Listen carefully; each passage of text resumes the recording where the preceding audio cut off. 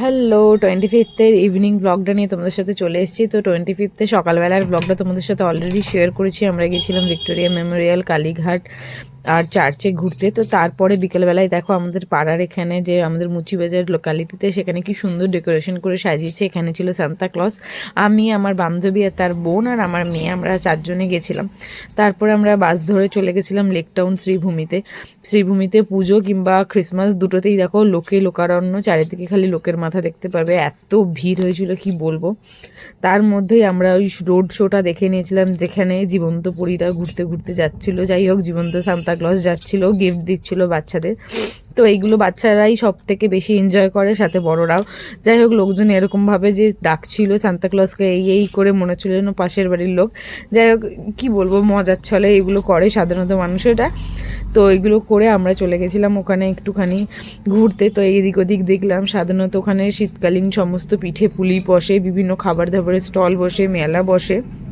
তো সেগুলোই আমরা এনজয় করছিলাম, দেখছিলাম কেমন লাগছে। তারপরে সেখানে আমরা ফটো সেশন করছিলাম। সামনেই ছিল তোমার ক্লক টাওয়ারটা ছিল।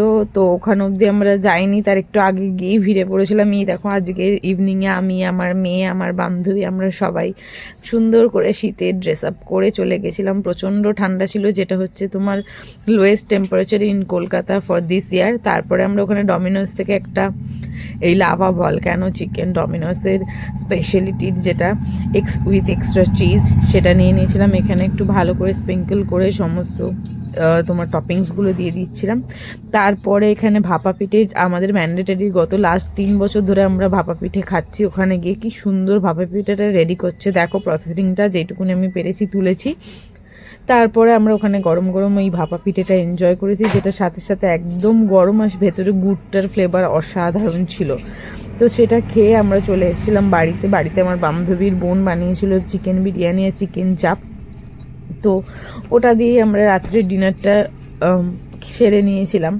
আমার ব্লগগুলো কেমন লাগছে তোমরা একটু প্লিজ জানিও, লাইক শেয়ার সাবস্ক্রাইব করে দিও। আমি অনেক ব্লগ চ্যানেলে আপলোড করছি, বাট সেরকম সাবস্ক্রিপশন পাচ্ছি না। একটু প্লিজ তোমরা কাইন্ডলি যদি করো তাহলে খুব ভালো হয়। আর এই দেখো, বিরিয়ানির কালারটা কি দারুণ এসেছে। চিকেন চাপটা তো অসাধারণ হয়েছিল, যেমন টেস্টফুল, ফ্লেভারফুল, দেখতেও সুন্দর। বাই বাই, আজকের ব্লগটা এইটুকুনি।